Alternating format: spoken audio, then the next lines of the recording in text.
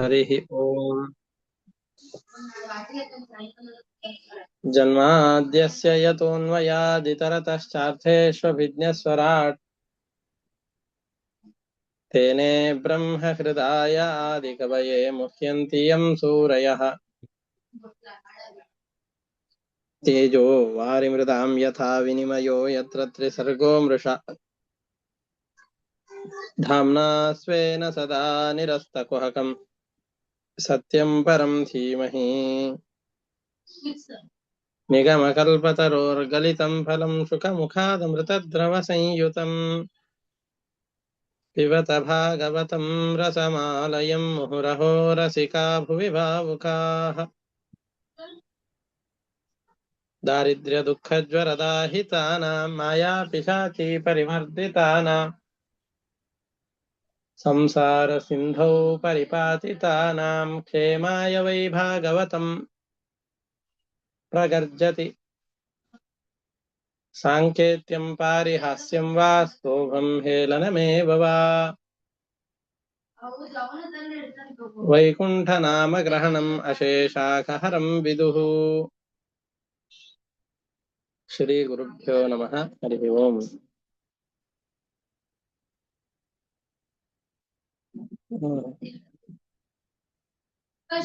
ದೇವಕಿಯ ಕೈಯಲ್ಲಿದ್ದಂತಹ ಶಿಶುವನ್ನ ಹಿಡಿದೆಳೆದು ಕಂಸ, ಅದು ಹೆಣ್ಣು ಶಿಶುವಾದರೂ ಸಹಿತ ಅದನ್ನ ಎತ್ತಿ ಬಡಿದು ಸಂಹಾರ ಮಾಡೋಣ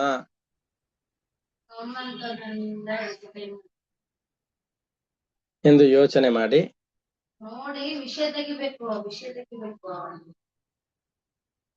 ಅದರ ನಂತರದಲ್ಲಿ ಚೆನ್ನಾಗಿ ಅದನ್ನ ಹಿಂಸೆ ಮಾಡಬೇಕು, ಕೊಲ್ಬೇಕು ಅಂತ ಜೋರಾಗಿ ಎತ್ತಿ ಹಾಕ್ತಾ ಇದ್ದಾನೆ. ಈ ರೀತಿಯಾಗಿ ಹೇಳಿ ಅವನೇನ್ ಎತ್ತಿ ಹಾಕಬೇಕು. ಆ ಸಂದರ್ಭದಲ್ಲಿ ದುರ್ಗಾದೇವಿ ಬಂದು, ನಿನಗೆ ಸಂಹಾರಕನಾದವನು ನಿನ್ನ ಕಾಲನೇಮಿಯಾದಂತಹ ಸಂದರ್ಭದಲ್ಲಿ, ಕಂಸನೇ ಹಿಂದೆ ಕಾಲನೇಮಿಯಾಗಿದ್ದ ಸಮುದ್ರ ಮಥನದ ಕಾಲದಲ್ಲಿ ಅಂತ ನಾವು ಹಿಂದೆ ನೋಡಿದ್ದೇವೆ. ಅಂತಹ ಕಾಲನೇಮಿಯಾದಂತಹ ಸಂದರ್ಭದಲ್ಲಿ ಯಾರು ನಿನ್ನನ್ನ ಸಂಹಾರ ಮಾಡಿದನೋ ಅವನೇ ಈಗಾಗಲೇ ಮತ್ತೊಂದು ಕಡೆಯಲ್ಲಿ ಹುಟ್ಟಿಯಾಗಿದೆ. ಸುಮ್ಮನೆ ಯಾಕೆ ನಿನ್ನ ತಂಗಿಯನ್ನ ಹಿಂಸೆ ಮಾಡ್ತಾ ಇದ್ದಿ?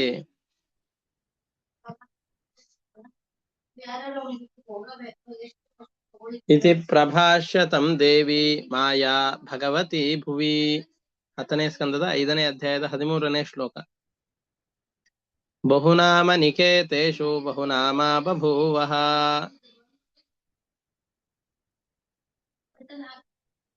ಹೀಗೆ ದುರ್ಗಾದೇವಿ ಅದೃಶ್ಯಳಾಗಿದ್ದಾಳೆ.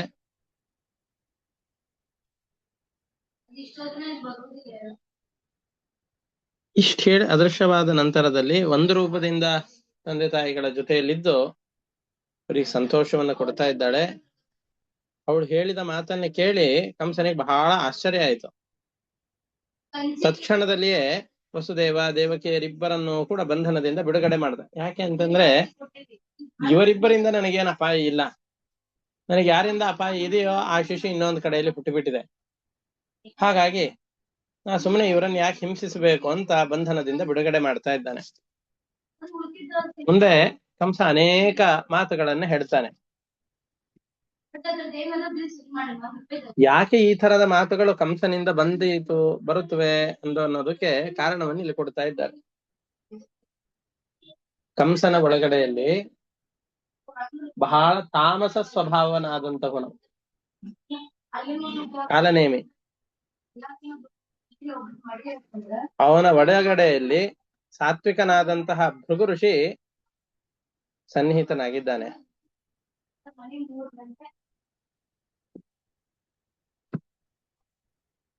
ಭೃಗು ಋಷಿಗಳ ಆವೇಶ ಇರುವ ಕಾರಣದಿಂದಾಗಿ ಕೆಲವೊಮ್ಮೆ ಅವನಲ್ಲಿಯೂ ಕೂಡ ಸಾತ್ವಿಕ ಪ್ರವೃತ್ತಿ ಆಗುವಂತಹದ್ದು ಕಾಣಿಸ್ತಾ ಇರುತ್ತೆ.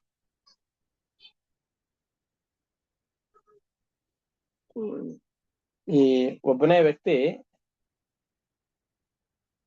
ತುಂಬಾ ಕಠೋರವಾಗಿಯೂ ನಡೆದುಕೊಳ್ತಾನೆ, ಕೆಲವೊಮ್ಮೆ ತುಂಬಾ ಮೃದುವಾಗಿಯೂ ನಡೆದುಕೊಳ್ತಾನೆ ಅಂತಂದಾಗ ಅದಕ್ಕೆ ಕಾರಣ ಏನು? ಏನೋ ಸ್ವಭಾವದಲ್ಲಿ ವ್ಯತ್ಯಾಸ ಇರುತ್ತೆ. ಆದ್ರೆ ಅಸುರರಲ್ಲೆಲ್ಲ ಜೀವದ್ವಯಾವೇಶ ಅಂತ ಕರೀತಾರೆ. ಮಲ್ಟಿ ಪರ್ಸನಾಲಿಟಿ ಅಂತ ಹೇಳ್ತಾರಲ್ಲ, ಆ ತರದ್ದು ಇಲ್ಲಿ. ಜೀವನ ಸ್ವರೂಪದಲ್ಲಿಯೇನೆ ವ್ಯತ್ಯಾಸ ಇದೆ. ಒಂದು ಕಾಲನೇಮಿ ಮಹಾದುಷ್ಟ, ಇನ್ನೊಬ್ಬ ಸಾತ್ವಿಕನಾದಂತಹ ಭೃಗು ಋಷಿ. ಈ ರೀತಿಯಾಗಿ ಜೀವದ್ವಯರ ಆವೇಶ ಇರೋದ್ರಿಂದ ಕೆಲವೊಮ್ಮೆ ಸಾತ್ವಿಕ ಪ್ರವೃತ್ತಿಯು ಕೂಡ ಅವನಿಂದ ಆಗಿ ಬರುತ್ತೆ. ಈಗ ಬಹಳ ವ್ಯಥೆ ಪಡುವ ಹಾಗೆ ತನ್ನನ್ನು ತಾನು ತೋರಿಸಿಕೊಳ್ಳುತ್ತಾ ಇದ್ದಾನೆ. ಅಯ್ಯೋ ನನ್ನ ತಂಗಿ, ನಾನು ಎಂಥ ಪಾಪ ಮಾಡಿಬಿಟ್ಟೆ, ರಾಕ್ಷಸರ ಹಾಗೆ ನಿನ್ನ ಹಿಂದೆ ಹುಟ್ಟಿದ ಅನೇಕ ಮಕ್ಕಳನ್ನು ಕೊಂದ್ಬಿಟ್ನಲ್ಲಮ್ಮ. ಬಹಳ ಕಟುಕತನದಿಂದ ಕಟುಕನಾಗಿ ನಿಷ್ಕಾರಣವಾಗಿ ನಿಮ್ಮನ್ನ ಬಂಧಿಖಾನೆಯಲ್ಲಿ ಇಟ್ಟಿದ್ದೇನೆ. ಯಾದವರೆಲ್ಲ ನನ್ನ ಶತ್ರುಗಳು ಅಂತ ಯೋಚನೆ ಮಾಡಿ ನನ್ನ ಹತ್ರಕ್ಕೆ ಯಾರು ಇರದೇ ಇರುವ ಹಾಗೆ ಅವರನ್ನ ದೂರ ಮಾಡಿಬಿಟ್ಟಿದ್ದೇನೆ.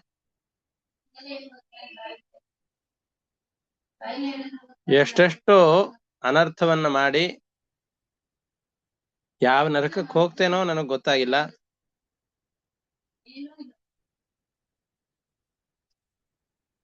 ಹೀಗಾಗಿ ನಿಮ್ಮೆಲ್ಲರನ್ನ ಹಿಂಸೆ ಮಾಡಿ ಇಷ್ಟೆಲ್ಲ ಅನರ್ಥವನ್ನು ಕೊಟ್ಟಂತಹ ನಾನು ಬದುಕಿದ್ದೇನು ಉಪಯೋಗ? ಬದುಕಿದ್ದು ಸತ್ತಾಗೆ ಆಯ್ತು. ನೋಡು, ಅಷ್ಟೇ ಅಲ್ಲ, ಆ ಶರೀರ ವಾಣಿಯೂ ಸುಳ್ಳು ಹೇಳತ್ತೆ ಅಂತಂದ್ರೆ ಇನ್ನೇನ್ ಹೇಳ್ಬೇಕು? ಮನುಷ್ಯರು ಮೋಸ ಮಾಡ್ತಾರೆ, ಒಪ್ಪಿಕೊಂಡು ಬಿಡೋಣ. ದೇವತೆಗಳ ಮಾತು ಕೂಡ ಸುಳ್ಳನ್ನ ಮಾಡತ್ತೆ. ಏನದು? ನಿನ್ನ ತಂಗಿಯ ಗರ್ಭದಿಂದ 8ನೇ ಶಿಶು ಯಾವ್ದು ಹುಟ್ಟತ್ತೋ ಅದರಿಂದ ಮರಣ ಇದೆ ಅಂತ ಹೇಳಿದರೆ, ಈಗ ಇವಳ ಗರ್ಭದಿಂದ ಹುಟ್ಟಿದ 8ನೇ ಶಿಶುವಿನಿಂದ ಸುದ್ದಿಯನ್ನು ಕೇಳಿಲ್ವಲ್ಲ. ನಮ್ಮನ್ನ ಸಂಹಾರ ಮಾಡುವಂತಹ ಶಿಶು ಮತ್ತೊಂದು ಕಡೆಯಲ್ಲಿ ಹುಟ್ಟಿದೆ. ಹಾಗಾದ್ರೆ ಶರೀರವಾಣಿ ಹೇಳಿದ್ದು ಸುಳ್ಳು ಅಂತ ಆಯ್ತಲ್ಲ. ದೇವತೆಗಳು ಏನು ಸೂಚನೆ ಕೊಟ್ಟಿದ್ದಾರೋ ಅದು ಸುಳ್ಳು ಅಂತ ಆಯ್ತಲ್ಲ. ನಾ ತಂಗಿಯ ಮಕ್ಕಳನ್ನ ವ್ಯರ್ಥವಾಗಿ ಕೊಂದು ಬಿಟ್ಟೆ. ಆದ್ಮೇಲೆ ಅವ್ರಿಗೆ ಸಮಾಧಾನ ಹೇಳ್ತಾ ಇದ್ದಾನೆ ವಸುದೇವ ದೇವಕಿಯರು. ನೀವು ನನ್ನಿಂದ ಬಹಳ ದುಃಖಿತರಾಗಿದ್ದೀರಿ, ಮಕ್ಕಳನ್ನು ಕಳೆದುಕೊಂಡು ಬಿಟ್ಟಿದ್ದೀರಿ, ನಾನೇ ಆ ಮಕ್ಕಳನ್ನ ಸಂಹಾರ ಮಾಡಿದ್ದು. ಆದ್ರೂ ಬಹಳ ದುಃಖ ಪಡಬೇಡಿ. ಯಾಕೆ ಅಂತಂದ್ರೆ ಹುಟ್ಟು ಸಾವುಗಳು ಇವೆಲ್ಲವೂ ಕೂಡ ನಮ್ಮ ಕೈಯಲ್ಲಿ ಇರೋದಲ್ಲ. ಆ ಮಕ್ಕಳು ಯಾವಾಗ ಸಾಯ್ಬೇಕು ಅಂತ ವಿಧಿಯ ನಿರ್ಣಯ ಇರತ್ತೆ, ನಾವ್ ಅದಕ್ಕೆ ಬರೀ ನಿಮಿತ್ತಗಳಾಗ್ತೇವೆ ಅಷ್ಟೇ. ಮಾ ಶೋಚೇಥಾಂ ಮಹಾಭಾಗವು ಆತ್ಮಜಾನ್ ಸ್ವಕೃತಂ ಭುಜಃ. ಮಕ್ಕಳೆಲ್ಲ ತಾವು ಮಾಡಿದ ಪುಣ್ಯ ಪಾಪಗಳ ಫಲವನ್ನು ಅನುಭವಿಸ್ತಾರೆ ಹೊರತಾಗಿ ನಾವ್ ಯಾರು ಕೂಡ ಯಾರಿಗೂ ಏನು ಮಾಡುವಂತಹ ಸ್ವಾತಂತ್ರ್ಯ ಉಳ್ಳವರಲ್ಲ. ಜೀವಿಗಳು ಯಾವಾಗ್ಲೂ ಒಂದೇ ಕಡೆಯಲ್ಲಿ ಇರ್ತಾರೇನು? ಆಯ್ತು, ನಿನ್ ಜೊತೆಯಲ್ಲೇ ಮಕ್ಕಳಿದ್ರು ಅಂತ ಅನ್ಕೋ. ಎಷ್ಟು ದಿವಸಗಳ ಕಾಲ ನಿನ್ನ ಜೊತೆಯಲ್ಲಿದ್ದಾರೋ? ಯಾವಾಗ್ಲೂ ಜೊತೆಯಲ್ಲೇ ಇರ್ತಾರ? ಹುಡ್ತಾರೆ, ಬೆಳಿತಾರೆ, ದೂರಕ್ಕೆ ಹೋಗ್ತಾರೆ. ಒಂದು ಗೂಡಿನಲ್ಲಿ ಹುಟ್ಟಿದಂತಹ ಪಕ್ಷಿ ಸ್ವಲ್ಪ ಕಾಲದವರೆಗೆ ಜೊತೆಯಲ್ಲಿ ವಾಸ ಮಾಡ್ತವೆ. ರೆಕ್ಕೆ ಬಲಿತ ತಕ್ಷಣದಲ್ಲಿ ಗೂಡನ್ನು ಬಿಟ್ಟು ತಮ್ಮ ನಿಜವಾದಂತಹ ಮತ್ತೊಂದು ಸ್ಥಾನಕ್ಕೆ ಹೋಗಬೇಕು ಅಂತ ಬಹಳ ಪ್ರಯತ್ನ ಪಡ್ತವೆ. ಹಾಗಾಗಿ ಬಹಳ ದುಃಖ ಪಡುವಂತಹ ಅನಿವಾರ್ಯತೆ ಏನೂ ಇಲ್ಲ. ಭುವಿ ಭೌಮಾನಿ ಭೂತಾನಿ ಯಥಾ ಆಯಾಂತಿ ಅಪಯಾಂತಿ ಚ ನ ಅಯಮಾತ್ಮ ತಥಾ ಏತೇಷು ವಿಪರ್ಯೇತಿ ಯಥೈವ ಭೂಹು. ನೆಲದ ಮೇಲೆ ಗಿಡ ಮರಗಳೆಲ್ಲ ಹುಟ್ಟತ್ತೆ, ನೂರಾರು ವರ್ಷಗಳ ಕಾಲ ಇರತ್ವೆ, ಮತ್ತೆ ಸತ್ತು ಬಿಡತ್ತೆ. ಹುಟ್ಟಿದಂದಿನಿಂದ ಸಾಯೋವರೆಗೂ ಭೂಮಿಯ ಸಂಪರ್ಕ ಅದಕ್ಕಿದ್ರು ಯಾವಾಗ್ಲೂ ಭೂಮಿಯ ಸಂಪರ್ಕ ಅವುಗಳಿಗಿದ್ದೇ ಇರತ್ತೇನು? ಒಂದಲ್ಲ ಒಂದು ದಿವಸ ಬಹಳ ದೀರ್ಘಕಾಲದವರೆಗೂ ಒಟ್ಟಿಗೆಯಲ್ಲಿರೋದು ಅಂತ ಕಾಣಿಸುವಂತಹ ಮರಗಿಡಗಳಿಗೇನೆ ಒಂದು ಅವನತಿ ಇದೆ ಅಂತಾದಾಗ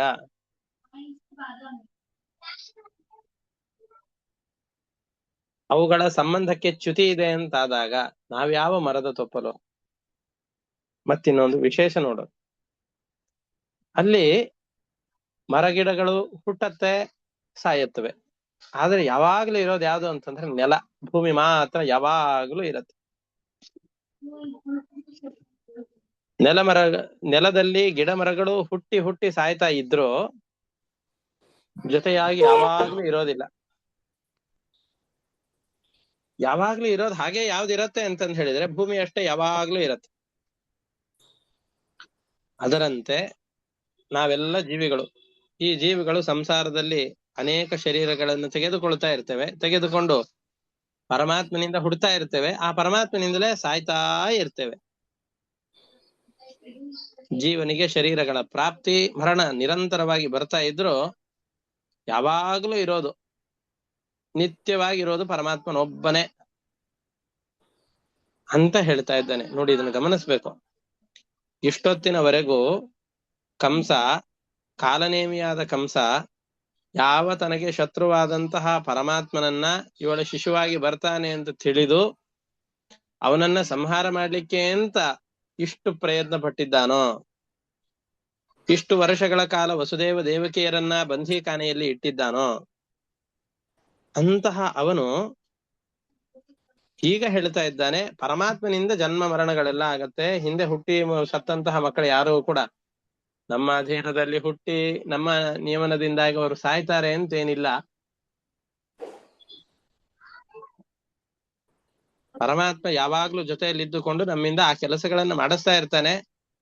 ಪರಮಾತ್ಮನ ಅಣತಿಯಂತೆ ನಾ ಈ ಎಲ್ಲ ಕರ್ಮಗಳನ್ನು ಮಾಡ್ತಾ ಇದ್ದೇನೆ, ನನಗೇನು ಈ ಕೆಲಸದಲ್ಲಿ ಸ್ವಾತಂತ್ರ್ಯ ಇಲ್ಲ ಅಂತ ಈ ರೀತಿಯಾಗಿ ಹೇಳ್ತಾ ಇದ್ದಾನೆ.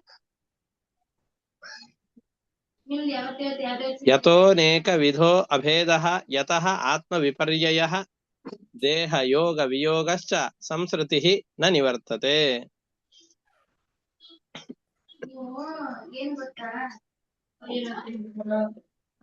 ದುರ್ಜನರೆಲ್ಲ ನೋಡಿ, ಇದು ಪರಮಾತ್ಮನ ಬಗ್ಗೆ ಕಂಸ ಕೊಡ್ತಾ ಇರುವಂತಹ ಉಪದೇಶ. ಕಂಸ ಅಂದ್ರೆ ಕಂಸನಲ್ಲಿ ಇರುವಂತಹ ಭೃಗು ಋಷಿಗಳು ಕೊಡ್ತಾ ಇರುವಂತಹ ಉಪದೇಶ. ಪರಮಾತ್ಮನನ್ನ ಆ ಪರಮಾತ್ಮನ ವಿಷಯದಲ್ಲಿ ನಮಗೆಲ್ಲರಿಗೂ ಕೂಡ ತಪ್ಪು ಕಲ್ಪನೆಗಳಿವೆ.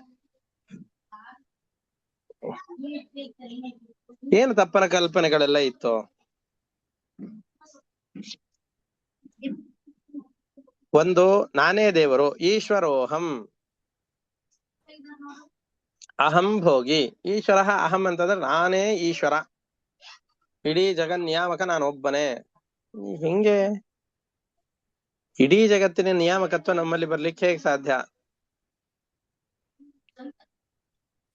ಹೇಗೆ ಅಂತಂದ್ರೆ ಸ್ವಲ್ಪ ಗಮನಿಸ್ಬೇಕು. ಬೆಳಗ್ಗೆ ಎದ್ದಾಗಿನಿಂದ ರಾತ್ರಿ ಮಲಗುವವರೆಗೂ ಯಾವ ಯಾವ ಕೆಲಸಗಳನ್ನು ಮಾಡ್ತಾ ಇರ್ತೇವೋ ಆ ಸಂದರ್ಭದಲ್ಲಿ ಯಾವ ಕೆಲಸಗಳನ್ನ ಮಾಡುವಾಗ ನಾವು ಅಸ್ವತಂತ್ರರು, ನಾನೊಬ್ಬನೇ ಈ ಕೆಲಸವನ್ನ ಮಾಡ್ಲಿಕ್ಕೆ ಸಾಧ್ಯ ಇಲ್ಲ ಅಂತ ನಮ್ಮ ಮನಸ್ಸಿನಲ್ಲಿ ಭಾವನೆಗಳು ಮೂಡುತ್ತೆ. ಪ್ರಾಯಶಃ ಆರೋಗ್ಯ ಕೈ ಕೆಟ್ಟಾಗ, ದೇಹದಲ್ಲಿನ ಶಕ್ತಿ ಕ್ಷೀಣವಾದಾಗ, ರೋಗಾದಿಗಳಿಂದ ಉಪದ್ರವ ಬಂದಾಗ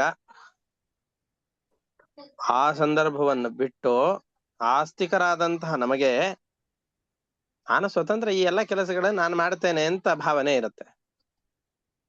ನಾನು ಮಾಡುವುದು ಸಹಜವಾದರೂ ಸರಿಯಾದರೂ ಮತ್ತೊಬ್ಬರ ನಿಯಾಮಕತ್ವ ಇಲ್ಲದೇನೆ ನಾನು ಒಬ್ಬನೇ ಮಾಡೋದಿಲ್ಲ. ಆಫೀಸ್ಗಳಲ್ಲಿರುವಂತಹ ಎಂಪ್ಲಾಯಿಗಳು ಬೇಕಾದಷ್ಟು ಕೆಲಸವನ್ನು ಮಾಡ್ತಾರೆ, ಆದರೆ ತನ್ನ ಮೇಲಿನ ಅಧಿಕಾರಿಗಳ ಅಣತಿಯಂತೆ ಮಾಡ್ತಾ ಇರ್ತಾನೆ. ಕೆಲವು ಸಂದರ್ಭದಲ್ಲಿ ತನಗಿಂತ ಮೇಲೆ ಯಾರೂ ಇಲ್ಲ ಅನ್ನೋ ಭಾವನೆಯನ್ನು ಏನು ತಾಳಿರ್ತಾನೋ ಆವಾಗ ಪೆಟ್ಟುಗಳು ಬಿದ್ದಾಗ, ಓ ನಾನೊಬ್ಬ ಅವನ ಕೆಳಗಡೆಯಲ್ಲಿ ಕೆಲಸ ಮಾಡುವಂತ ಅಧಿಕಾರಿ ಅಷ್ಟೇ, ಕಾರ್ಮಿಕನಷ್ಟೇ ಅನ್ನುವ ಅರಿವು ಬರುವಂತೆ ನಮಗೂ ಯಾವಾಗ್ಲೂ ಒಮ್ಮೊಮ್ಮಷ್ಟೇ ದೇವರಿದ್ದಾನೆ ಅಂತ ಅನ್ಸುತ್ತೆ. ಮತ್ತೆ ಒಂದು ಕ್ಷಣ 1-2 ಗಂಟೆ ಆಯ್ತು ಅಂತಂದ್ರೆ ಮತ್ತೆ ಸ್ವಾತಂತ್ರ್ಯ ಬುದ್ಧಿ ಬಂದ್ಬಿಡತ್ತೆ. ನಾವು ನಮ್ಮನ್ನ ಸ್ವತಂತ್ರರು ಅಂತ ತಿಳಿತೇವಲ್ಲ, ಇದೇ ನಾನೇ ಪರಮಾತ್ಮ ಅಂದುಕೊಳ್ಳುವಿಕೆ. ಪರಮಾತ್ಮ ಅಂದ್ರೆ ಏನು? ನಾನು ಸ್ವತಂತ್ರ. ಸ್ವತಂತ್ರನಾದ ಯಾವ ವ್ಯಕ್ತಿ ಇದ್ದಾನೋ ಅವನನ್ನ ಪರಮಾತ್ಮ ಅಂತ ಕರಿತೇವೆ. ನಮ್ಮಲ್ಲಿ ಸ್ವಾತಂತ್ರ್ಯ ಇದೆ ಅಂತ ತಿಳಿದುಕೊಂಡ್ವಿ ಅಂತಂದ್ರೆ ನಾನೇ ಪರಮಾತ್ಮ ಅಂತ ತಿಳಿದುಕೊಂಡೆ ಎಂಬುದಾಗಿ ಅರ್ಥ.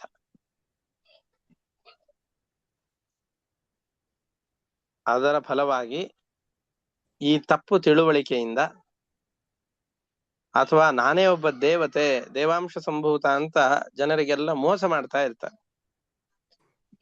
ಈ ತಪ್ಪು ತಿಳುವಳಿಕೆಗಳಿಂದಾಗಿ ನರಕ ಮೊದಲಾದ ಅನರ್ಥಗಳನ್ನು ಅನುಭವಿಸ್ತಾರೆ. ಯಾಕೆಂದ್ರೆ ಭೂಲೋಕದಲ್ಲಿದ್ದಾಗ ನೂರಾರು ಜನರಿಗೆ ವಂಚಿಸ್ತಾರೆ. ಸ್ವಾತಂತ್ರ್ಯ ಬುದ್ಧಿಯಿಂದ ಅನೇಕ ಕೆಟ್ಟ ಕೆಲಸಗಳನ್ನ ಮಾಡ್ತೇವೆ. ಈ ಎಲ್ಲ ಕೆಟ್ಟ ಕೆಲಸಗಳ ಫಲವಾಗಿ ನರಕಾದಿ ಅನರ್ಥಗಳನ್ನ ಅನುಭವಿಸ್ತಾ ಇರ್ತೇವೆ. ಇದೆಲ್ಲ ನಮಗಾಗೋದು ಪರಮಾತ್ಮನ ಪ್ರೇರಣೆಯಿಂದಲೇ. ಆ ತಪ್ಪು ಆಲೋಚನೆಗಳು ಬರೋದು ಪರಮಾತ್ಮನ ಪ್ರೇರಣೆಯಿಂದಲೇ. ಹಾಗಾಗಿ ಈ ತಪ್ಪು ತಿಳುವಳಿಕೆ ಎಲ್ಲಿಯವರೆಗೂ ನಮ್ಮಲ್ಲಿರತ್ತೋ ಅಲ್ಲಿವರೆಗೂ ಈ ಸಂಸಾರದಿಂದ ನಾವು ಮುಕ್ತಿ ಆಗ್ಲಿಕ್ಕೆ ಸಾಧ್ಯ ಇಲ್ಲ. ನಮಗ್ ಒಳ್ಳೆ ಜ್ಞಾನ ಬರಬೇಕು, ಸಜ್ಜನರ ಸಹವಾಸ ಆಗ್ಬೇಕು, ನಮ್ಮಲ್ಲಿ ಒಳ್ಳೆಯ ಗುಣಗಳ ಸಂಪರ್ಕ ಬರಬೇಕು ಅಂತಾದ್ರೂ ಪರಮಾತ್ಮನ ಪ್ರೇರಣೆ ಬೇಕು. ಪರಮಾತ್ಮನ ಪ್ರೇರಣೆಯಿಂದಲೇ ದುರ್ಜನರ ಸಂಪರ್ಕ, ಆ ರೀತಿಯಾದ ಮಾರ್ಗದಲ್ಲಿ ಪ್ರವೃತ್ತಿ, ಅದರಿಂದಾಗಿ ಅನಿಷ್ಟ, ಇವೆಲ್ಲವೂ ಕೂಡ ಪರಮಾತ್ಮನ ಪ್ರೇರಣೆಯಿಂದಲೇ, ಯಾವುದೂ ಸ್ವತಂತ್ರವಾಗಿ ಆಗುವಂತಹದ್ದಲ್ಲ. ಹಾಗಾಗಿ ನಾನು ನಿನ್ನ ಮಕ್ಕಳನ್ನು ಕೊಂದಿದ್ದೇನೆ, ಆದ್ರೆ ಈ ಸಂದರ್ಭದಲ್ಲಿ ನೀನು ಮನಸ್ಸಿನಲ್ಲಿ ಒಂದು ಯೋಚನೆ ಮಾಡಿಕೊ, ನನ್ನ ಅಣ್ಣ ನನ್ನ ಮಕ್ಕಳನ್ನು ಕೊಂದಿದ್ದಾನೆ, ಆದರೂ ನನ್ನ ಅಣ್ಣನಿಗೆ ಎಲ್ಲಿಯ ಸ್ವಾತಂತ್ರ್ಯ? ಯಾವ ಕರ್ಮಗಳನ್ನ ಮಾಡುವುದರಲ್ಲಿಯೂ ಸ್ವತಂತ್ರನಾದವನು ಪರಮಾತ್ಮನೊಬ್ಬನೇ. ಅವನಿಂದ ಪ್ರೇರಿತನಾಗಿ ನಮ್ಮ ಅಣ್ಣ ಮಾಡಿದ್ದಾನೆ ಅಂತಂದುಕೋ. ಆ ಪರಮಾತ್ಮನಲ್ಲಿ ನಿರತಿಶಯವಾದಂತಹ ಪ್ರೀತಿಯನ್ನ ಮಾಡು. ಇನ್ನು ಬಹಳ ದುಃಖಗಳಾಗಿವೆ, ಆ ದುಃಖಗಳನ್ನ ಸಹಿಸಿಕೋ.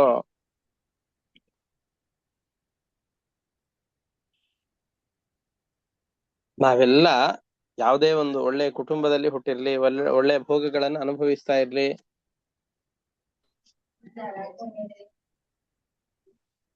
ಬಾಲ್ಯದಲ್ಲೆಲ್ಲ ಬಹಳ ಕಷ್ಟಪಟ್ಟು ಒಂದು ಹೊತ್ತಿನ ಊಟಕ್ಕೆ ಅಂತ ಬಹಳ ವ್ಯಥೆ ಪಡ್ತಾ ಇದ್ದಂತ ನಾವು ದಿನನಿತ್ಯದಲ್ಲಿ ಪಂಚಭಕ್ಷಗಳನ್ನು ತಿನ್ನುವ ಸಾಮರ್ಥ್ಯವನ್ನು ಈಗ ಪಡೆದುಕೊಂಡಿದ್ದೇವೆ ಅಂತಂದ್ರು ಅದಕ್ಕೆ ಕಾರಣನಾದವನು ಪರಮಾತ್ಮ.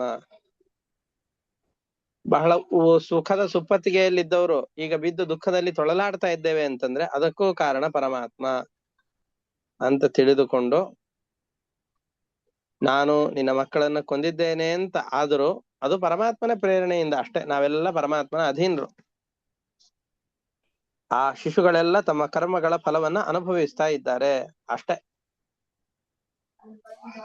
ವಸ್ತುತಃ ಅದು ಸತ್ಯವೇ. ಯಾಕೆ ಅಂತಂದ್ರೆ ಹಿರಣ್ಯಕಶಿಪುವಿನ ಶಾಪವಿತ್ತು. ಷಡ್ಗರ್ಭರು ಅಂತ ಕರೆಸಿಕೊಂಡ ಹಿರಣ್ಯಕಶಿಪುವಿನ ತಮ್ಮನ್ನಾದಂತಹ ಹಿರಣ್ಯಾಕ್ಷನ ಮಕ್ಕಳು 6 ಜನ.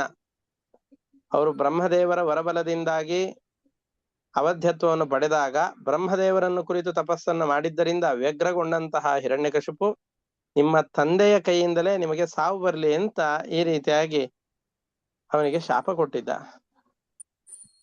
ಆ 6 ಜನರೇ ಈಗ ದುರ್ಗೆಯಿಂದಾಗಿ ಒಂದು ಪರ್ವತದ ಗುಹೆಯಲ್ಲಿ ಮಲಗಿದಂತಹ ಆ ಜೀವರ ಒಂದು ಅಂಶವನ್ನು ಇಲ್ಲಿ ತಂದು ದೇವಕಿಯ ಗರ್ಭದಲ್ಲಿ ಪ್ರವೇಶ ಮಾಡಿಸಿ ಹುಟ್ಟಿದ ಆ ಕ್ಷಣದಲ್ಲಿ ಜನ್ಮಾಂತರದಲ್ಲಿ ಕಾಲನೇಮಿ ಯಾರಿದ್ನೋ ಅವನಿಂದಲೇನೆ ಕಂಸನಿಂದಲೇ ಅವನೇ ಕಂಸನಾಗಿ ಹುಟ್ಟಿದ್ದಾನೆ.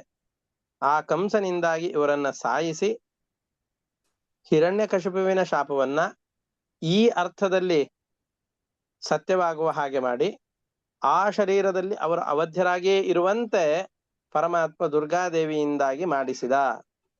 ಬ್ರಹ್ಮನ ವರವೂ ಸತ್ಯವಾಯಿತು, ಹಿರಣ್ಯಕಶಿಪು ಕೊಟ್ಟಂತಹ ಶಾಪವೂ ಸತ್ಯವಾಯಿತು. ತನ್ನ ತಂದೆಯ ಕೈಯಿಂದಲೇ ಮಕ್ಕಳು ಸಾಯುವಂತಹ ಪರಿಸ್ಥಿತಿ ಬಂತು. ಹೀಗೆ ಅವರೆಲ್ಲರೂ ಕೂಡ ಪರಮಾತ್ಮನಿಂದ ಅವರ ಕರ್ಮದ ಫಲವನ್ನ ಉಣ್ಣುವುದಕ್ಕೋಸ್ಕರವಾಗಿ ಮೃತರಾಗಿದ್ದಾರೆ. ಅದಕ್ಕೋಸ್ಕರ ವ್ಯಥೆ ಪಡಬೇಡ. ತುಂಬಾ ವೈರಾಗ್ಯದ ಮತ್ತು ಧಾರ್ಮಿಕವಾದ ಮಾತುಗಳನ್ನ ಕಂಸ ಹೇಳ್ತಾನೆ. ಇದನ್ನ ಕೇಳಿದರೆ ಇವನ್ ಮಹಾ ತತ್ವಜ್ಞಾನಿ, ಯಾಕೆ ಮತ್ತೆ ಈ ತರದವನು ಆ ತರದ ಕಾರ್ಯಗಳನ್ನ ಮಾಡಿದ ಅಂತ ಮನಸ್ಸಿನಲ್ಲಿ ಊಹಿಸ್ಲಿಕ್ಕೂ ಆಗೋದಿಲ್ಲ ಅಂತಹ ಕಾರ್ಯ. ಯಾವದ್ ಹತೋಸ್ಮಿ ಹಂತಾಸ್ಮಿ ತ್ಯಾನ್ಮ ಆತ್ಮಾನಂ ಮನ್ಯತೆ ಅಸ್ವಧೃಕ್ ತಾವತ್ ತದಭಿಮಾನಿ ಅಜ್ಞಃ ಬಾಧ್ಯ ಬಾಧಕ ತಾಂ ಯಾತ್. ಇಲ್ಲಿಯವರೆಗೆ ನಾನು ಇವನಿಂದ ಸಂಹೃತನಾಗ್ತಾ ಇದ್ದೇನೆ, ನಾನು ಕೊಲ್ತಾ ಇದ್ದೇನೆ ಅನ್ನುವ ಭಾವನೆ ನಮ್ಮಲ್ಲಿ ಬರತ್ತು. ಯಾಕೆಂದ್ರೆ ನಾನು ಸಾಯೋದೇ ಇಲ್ಲ, ನಾನು ಕೊಲ್ಲಿಕ್ಕೂ ಸಾಧ್ಯ ಇಲ್ಲ, ಪರಮಾತ್ಮನಿಂದ ಮಾಡಿಸ್ತಾನೆ, ನಾನು ಮಾಡುತ್ತೇನೆ ಅಷ್ಟೇ ಅಂತ ತಿಳಿದುಕೊಂಡಿರ್ತಾನೋ ಅಲ್ಲಿಯವರೆಗೆ, ಅದು ಆ ಜ್ಞಾನ ಬರುವವರೆಗೆ ತಾನು ಸ್ವತಂತ್ರ, ತಾನೇ ಎಲ್ಲ ಕರ್ಮಗಳನ್ನು ಮಾಡುವವನು ಅನ್ನುವುದನ್ನ ಎಲ್ಲಿವರೆಗೂ ತನ್ನ ಮನಸ್ಸಿನಲ್ಲಿ ಇಟ್ಟುಕೊಂಡಿರ್ತಾನೋ ಅಲ್ಲಿಯವರೆಗೆ ಪರಮಾತ್ಮನ ಸ್ವಾತಂತ್ರ್ಯವನ್ನು ತಿಳಿಯದೇನೆ ತಾನೇ ದೊಡ್ಡ ಕರ್ತೃ ಅಂತ ತಿಳಿದುಕೊಂಡು ತಾನು ಮಾಡಿದ ಎಲ್ಲ ಕರ್ಮಗಳ ಫಲವನ್ನು ತಾನೇ ಅನುಭವಿಸ್ತಾ ಇರ್ತಾನೆ. ಯಾವಾಗ ತಾನು ಮಾಡಿದ ಕರ್ಮಗಳೆಲ್ಲವೂ ಭಗವಂತನ ಪೂಜೆ ಅಂತ ಭಗವಂತನಿಗೆ ಅರ್ಪಣೆ ಮಾಡ್ತಾನೋ ಆವಾಗ ಆ ಕರ್ಮಗಳ ಲೇಪ ಇವನಿಗೆ ಆಗೋದಿಲ್ಲ.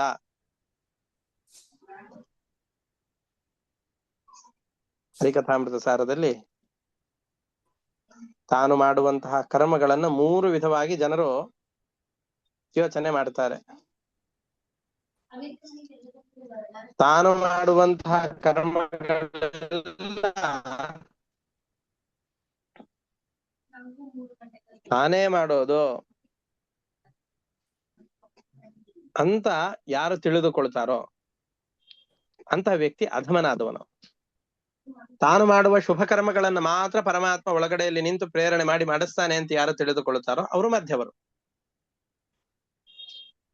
ಸತ್ಕರ್ಮಗಳೇ ಆಗ್ಲಿ ದುಷ್ಕರ್ಮಗಳೇ ಆಗ್ಲಿ ನನ್ನಿಂದ ಯಾವ ಯಾವ ಪ್ರವೃತ್ತಿಗಳಾಗತ್ತೋ ಆ ಪ್ರತಿಯೊಂದು ಪ್ರವೃತ್ತಿಗಳಿಗೂ ಕಾರಣನಾದವನು, ಪ್ರೇರಕನಾದವನು, ಫಲದಾತೃವಾದವನು ಪರಮಾತ್ಮನೇ ಅಂತ ಯಾರು ತಿಳಿತಾರೋ ಅಂತಹ ವ್ಯಕ್ತಿಯು ಮಾತ್ರ ಉತ್ತಮನಾದಂತಹ ಮನುಷ್ಯ ಅಂತ ಕರೆಸಿಕೊಳ್ಳುತ್ತಾನೆ ಅಂತ ಹರಿಕಥಾಮೃತ ಸಾರದಲ್ಲಿ ಹೇಳಿದ್ದಾರೆ, ಭಗವದ್ಗೀತೆಯಲ್ಲಿ ಹೇಳಿದ್ದಾರೆ.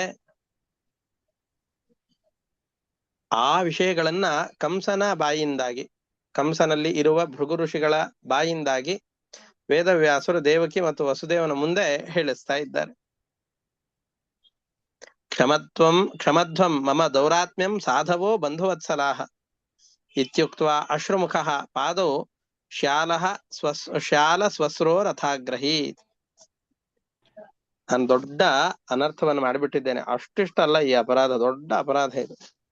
ಹುಟ್ಟಿದ ಅಮಾಯಕವಾದಂತಹ ಶಿಶುಗಳನ್ನು ಕೊಲ್ಲೋದು ಅಂತಂತ ಹೇಳಿದ್ರೆ ಸಾಮಾನ್ಯವಾದ ಪಾಪ ಅಲ್ಲ, ದೊಡ್ಡ ಅನರ್ಥವೇ ಇದು. ತಪ್ಪು ಮಾಡದೇ ಇರೋರು ಯಾರಿದ್ದಾರೆ? ದೊಡ್ಡವರು ದೊಡ್ಡವರು ಅಂತ ಕರೆಸಿಕೊಳ್ಳೋದು ಯಾಕೆ?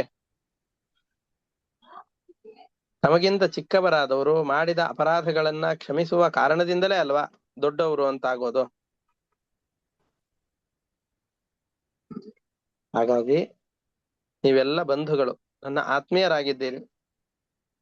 ಪ್ರೀತಿಯಿಂದಾಗಿ ನಿಮ್ಮಲ್ಲಿ ನನ್ನ ಮೇಲಿನ ಪ್ರೀತಿಯಿಂದ ನಾನು ಮಾಡಿದ ಅಪರಾಧಗಳೆಲ್ಲವನ್ನು ಕೂಡ ಕ್ಷಮಿಸಿಬಿಡಿ ಅಂತ ಕಂಸ ಗಳಗಳ ಅಂತ ಅಳ್ತಾ ಇದ್ದಾನೆ. ಅತ್ತು ವಸುದೇವ ಮತ್ತು ದೇವಕಿಯರ ಕಾಲನ್ನ ಗಟ್ಟಿಯಾಗಿ ಹಿಡಿದುಕೊಳ್ತಾ ಇದ್ದಾನೆ.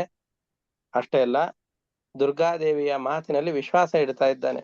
ಇಟ್ಟು ತನಗೆ ತನ್ನ ತಂಗಿಯ ಮೇಲೆ ಇದ್ದಂತಹ ಪ್ರೀತಿಯನ್ನು ತೋರಿಸಿಕೊಳ್ಳುತ್ತಾ ವಸುದೇವ ದೇವಕಿ ಇವರಿಬ್ಬರನ್ನು ಕೂಡ ಆ ಬಂಧನದಿಂದಾಗಿ ಬಿಡಿಸ್ತಾ ಇದ್ದಾನೆ. ಕಂಸನ ಈ ಪಶ್ಚಾತ್ತಾಪದ ಮಾತುಗಳೆಲ್ಲವನ್ನು ಕೂಡ ಕೇಳಿ ದೇವಕಿ ಹೋಗ್ಲಿ ಬಿಡು, ಹೌದಲ್ವಾ, ಪರಮಾತ್ಮನಿಂದಲೇ ಎಲ್ಲ ಕರ್ಮಗಳು ಆಗತ್ತೆ ಎಂದು ತಿಳಿದುಕೊಂಡು ಅವನನ್ನ ಕ್ಷಮಿಸಿದಂತೆ ತೋರಿಕೊಂಡ್ಲು. ಅವಳ ಮಗನೇ ಇನ್ನೊಂದು ಕಡೆಯಲ್ಲಿ ಬೆಳೀತಾ ಇದ್ದಾನೆ ಅನ್ನೋದು ದೇವಕಿಗೆ ಗೊತ್ತಿದೆ. ಈ 6 ಮಕ್ಕಳು ಮೃತರಾಗಿದ್ದಾರೆ ಅಂತ ತಿಳಿದಾಗ ಅದರಿಂದ ದುಃಖಿತಗೊಂಡಂತಹ ವಸುದೇವನು ಕೂಡ ಈಗ ನಗತಾ ಕಂಸನಿಗೆ ಸಮಾಧಾನವನ್ನು ಹೇಳ್ತಾ ಇದ್ದಾನೆ. ಏವಮೇತನ್ ಮಹಾರಾಜ ಯಥಾ ವದಸಿ ದೇಹಿನಾಂ ಅಜ್ಞಾನ ಪ್ರಭವಾಹಂತಿ ಸ್ವಪರೇತಿಭಿದಾಯತಃ. ನೀನ್ ಹೇಳಿದ್ ಸತ್ಯ. ವಸುದೇವ ಕಂಸನಿಗೆ ಅವನ ಮಾತನ್ನ ಅಂಗೀಕಾರ ಮಾಡಿ ಹೇಳ್ತಾ ಇದ್ದಾನೆ. ಹೌದಪ್ಪ, ನೀನ್ ಹೇಳಿದ್ದೆಲ್ಲ ಸತ್ಯ. ಪರಮಾತ್ಮನೊಬ್ಬನೇ ಸ್ವತಂತ್ರ. ನಾವೆಲ್ಲ ಆ ಪರಮಾತ್ಮನ ಜೊತೆಯಲ್ಲಿ ಯಾವಾಗ್ಲೂ ಜೊತೆಯಲ್ಲಿ ಇರ್ತೇವೆ. ಹಾಲಿನ ಜೊತೆಯಲ್ಲಿ ಬಿಳಿ ಬಣ್ಣ ಇದ್ದ ಹಾಗೆ, ಬಟ್ಟೆಯ ಒಳಗಡೆಯಲ್ಲಿಯೇ ತಂತುಗಳು ಸೇರಿಕೊಂಡ ಹಾಗೆ,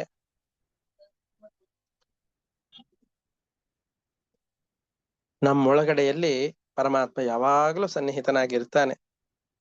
ನಾವು ಅವನ ಅಧೀನವಾಗಿಯೇ ಪ್ರತಿಯೊಂದು ಕರ್ಮಗಳನ್ನು ಮಾಡ್ತೇವೆ. ನನ್ನಲ್ಲಿ ಸ್ವಾತಂತ್ರ್ಯವನ್ನು ತಿಳಿದುಕೊಂಡು ಬಹಳ ದುಃಖಾದಿ ಅನರ್ಥಗಳನ್ನು ಅನುಭವಿಸ್ತೇವೆ ನಾವು. ನೀನು ಹೇಳಿದ್ದು ಸತ್ಯ. ಆ ಪರಮಾತ್ಮನನ್ನ ಸರಿಯಾಗಿ ತಿಳಿದುಕೊಳ್ಳದೇನೆ ನನಗೆ ಯಾರಿಂದಲೋ ಅಪಾಯವಾಗತ್ತೆ ಅಂತ ಬಹಳ ದುಃಖಕ್ಕೆ ಒಳಗಾಗ್ತೇವೆ. ಯಾರಿಂದಲೋ ಬಹಳ ಸಂತೋಷ ಸಿಗತ್ತೆ, ಅವರಿಂದ ನನ್ನ ಜೀವನದ ಔನ್ನತ್ಯ ಸಿಗತ್ತೆ ಅಂತ ತಿಳಿದುಕೊಂಡು ಆ ವ್ಯಕ್ತಿಯ ವಿಷಯದಲ್ಲಿ ಬಹಳ ಸಂತೋಷವನ್ನು ಪಡ್ತೇವೆ, ಅವನಲ್ಲಿ ಆತ್ಮೀಯತೆಯನ್ನು ಬೆಳೆಸಿಕೊಳ್ಳುತ್ತೇವೆ. ಯಾರೋ ಒಬ್ಬರಿಂದ ಭಯವನ್ನು ಪಡ್ತೇವೆ, ನಮಗೆ ಅವನಿಂದ ಕೆಡುಕಾಗಿದೆ ಅಂತ ದ್ವೇಷವನ್ನು ಮಾಡ್ತೇವೆ. ವಿಷಯ ಪದಾರ್ಥಗಳಲ್ಲಿ ಲೋಭ, ಮೋಹ ಇವುಗಳಿಂದಾಗಿ ನಾವು ಪರರಿಗೆ ಹಿಂಸೆಯಾಗತ್ತೆ ಅಂತ ತಿಳಿದುಕೊಂಡು ನಮ್ಮ ವರ್ತನೆಗಳು ಪರರಿಗೆ ಅನುಚಿತವಾಗತ್ತೆ. ಆ ವರ್ತನೆಗಳನ್ನ ಅವರು ಸಹಿಸಿಕೊಳ್ಳಿಕ್ಕಾಗೋದಿಲ್ಲ ಅಂತಾದರೂ ಕೂಡ ಪರಮಾತ್ಮನ ಸ್ವಾತಂತ್ರ್ಯ ಬುದ್ಧಿ ಇಲ್ಲದೇನೆ ನನ್ನ ಸುಖ ದುಃಖಾದಿಗಳು ನನ್ನ ಪಾಪ ಕರ್ಮಗಳು ಪುಣ್ಯ ಕರ್ಮಗಳ ಫಲವಾಗಿ ಸಿಗುವಂತಹದ್ದು ಅನ್ನುವುದರ ಅರಿವಿಲ್ಲದೇನೆ ವ್ಯಕ್ತಿಗಳಿಂದ ಸ್ವತಂತ್ರವಾಗಿ ಆಗತ್ತೆ ಅಂತ ತಿಳಿದುಕೊಂಡು ನಾವೆಲ್ಲ ದುಃಖ ಭಾಗಿಗಳಾಗ್ತೇವೆ. ಅವರ ಮೇಲೆ ಪ್ರತೀಕಾರಕ್ಕೆ ಅಂತ ಇಳಿತೇವೆ. ಶೋಕ ಹರ್ಷ ಭಯದ್ವೇಷ ಲೋಭ ಮೋಹ ಮದಾನ್ವಿತಾಹ ಮಿಥೋ ಘ್ನಂತೋ ನ ಪಶ್ಯಂತಿ ಭಾವೈರ್ ಭಾವಾನ್ ಪೃಥಕ್ ದೃಶಃ ಅಂತಂದ್ರೆ ನಾನು ಸ್ವತಂತ್ರ, ಪರಮಾತ್ಮನಿಲ್ಲ ಅಂತ ತಿಳಿದಂತಹ ವ್ಯಕ್ತಿಗಳು